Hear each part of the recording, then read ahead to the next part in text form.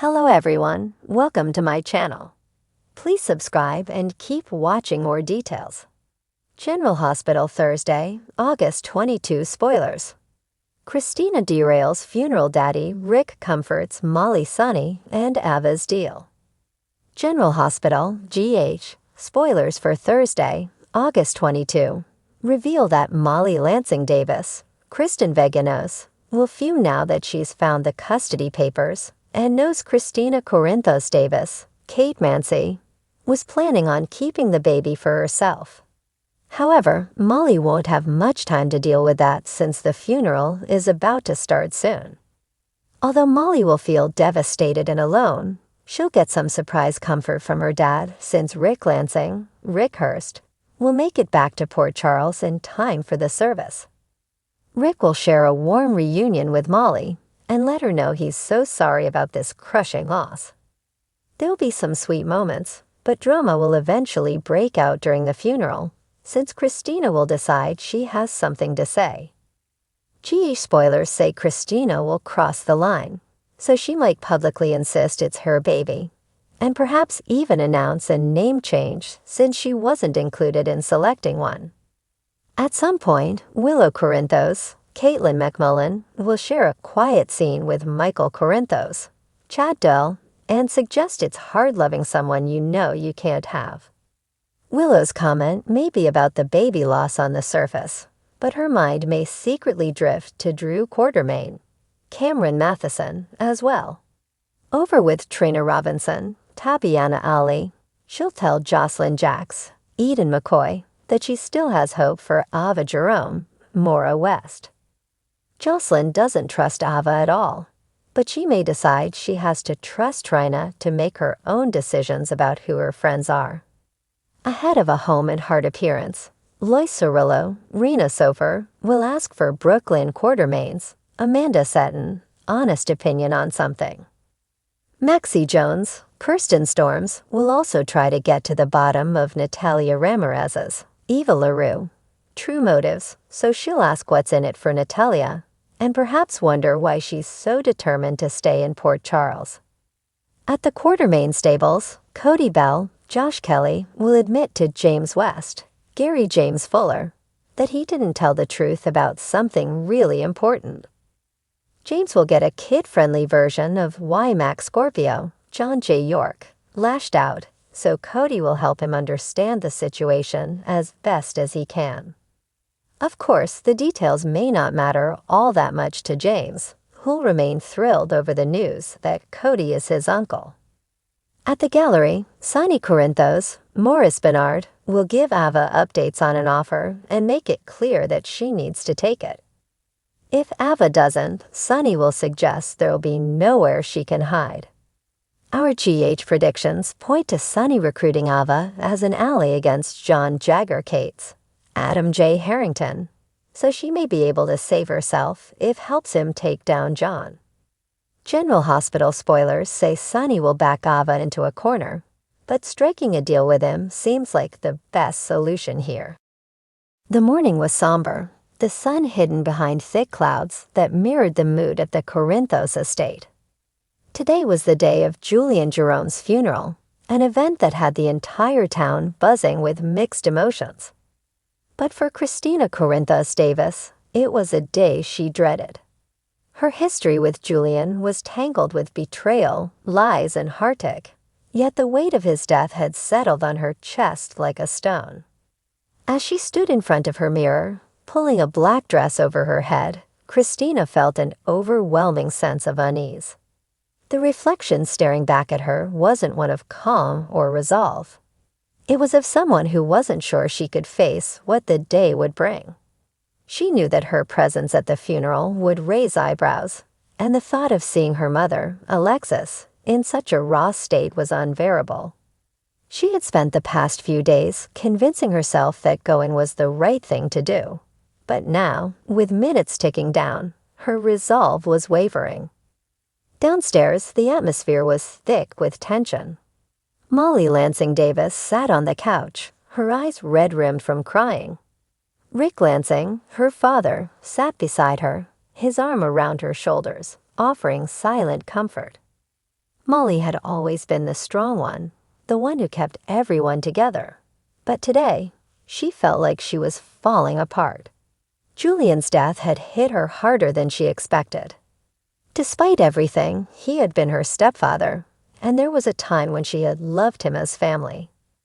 "Dad, I don't know if I can do this," Molly whispered, her voice breaking. Rick tightened his grip on her, his own heart heavy with the pain his daughter was feeling. "You don't have to go if you don't want to, Molly.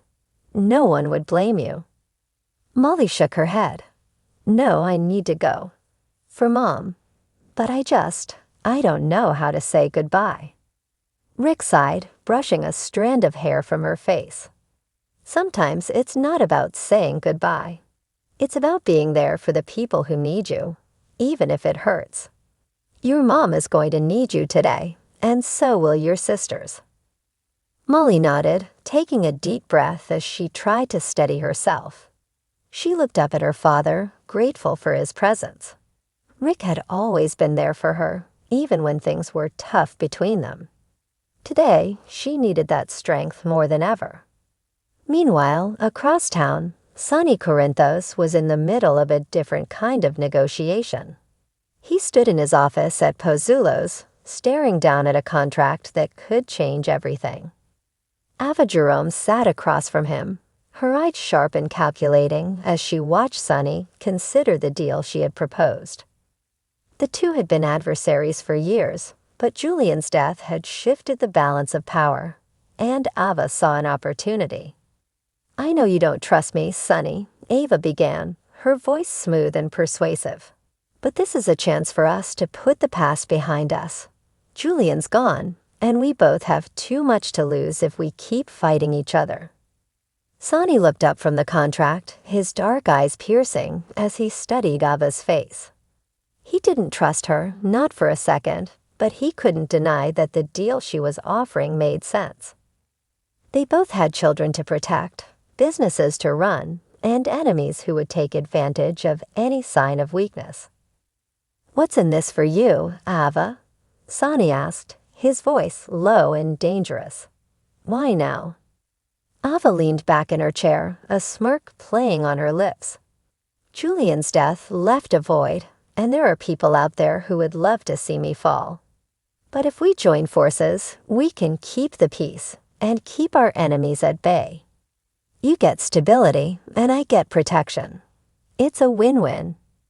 Sonny frowned, his mind racing as he considered the implications.